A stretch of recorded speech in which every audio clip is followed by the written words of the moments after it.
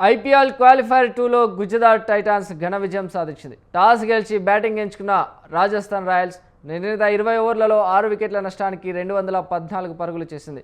Universal baby boss Vaibhav Suryavanshi 47 బంతుల్లో 96 పరుగులతో అదరగొట్టాడు.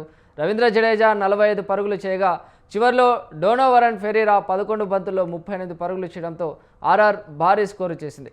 Titan బౌలింగ్లో రబాడా, హోల్డర్ 2 వికెట్లు తీయగా ప్రసిద్ధి సిరాజ్ చెరో 1 వికెట్ తీసుకున్నారు.